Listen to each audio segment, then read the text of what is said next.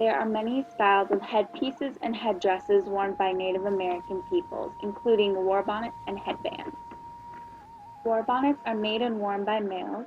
Feathers are the most common feature of these war bonnets. Feathers are earned by an individual when they complete or accomplish a brave act. For the Anishinaabe people, the highest honor a chief could receive was a double-tailed war bonnet. This headdress would reach to the chief's feet. I'm Ben Nordland, I'm the director of the Yellowstone County Museum.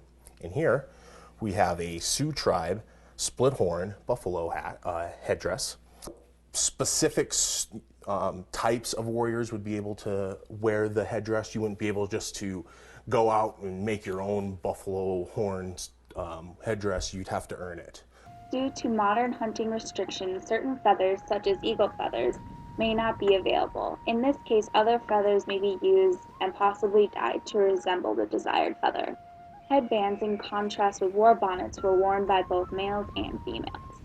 While these works of art are still used in Native ceremonies to this day, they have worked their way into popular culture. This is particularly evident in their use in the fashion circle. Despite the fact that headdresses have started to become common in popular culture, there has been some resistance to their use. One such instance of resistance can be found at the Bass Coast Music Festival. Takes you back. So are ancient cultures fair game when it comes to fashion? Well, not according to many. Canadian Music Festival has banned people from wearing Native American-style headdresses out of respect for the dignity of Aboriginal people. Most of the arguments against the use of native clothing, including headdresses in fashion and popular culture, is based on the fact that it is disrespectful to native populations.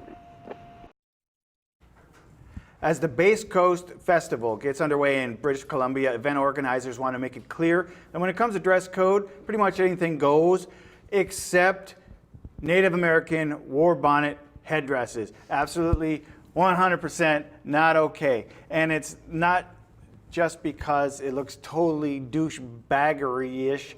It's because it's just downright disrespectful and they just will not allow it.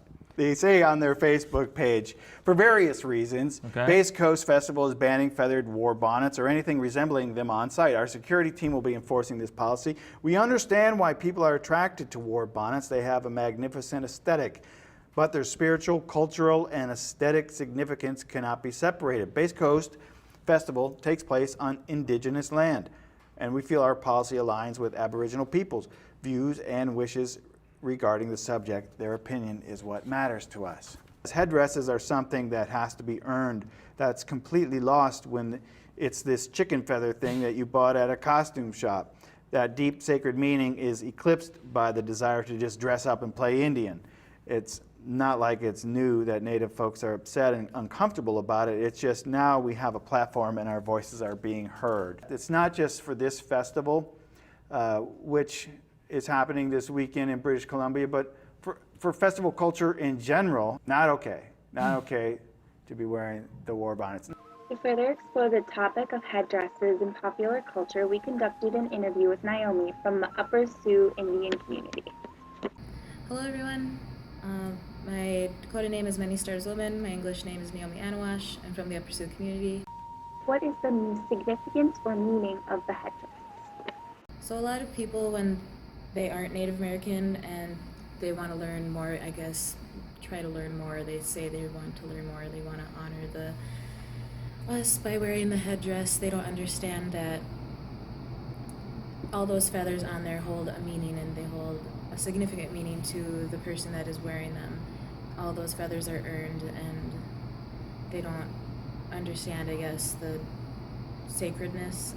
As a Dakota woman, how does it make you feel when you see non-natives wearing headdresses or other native attire?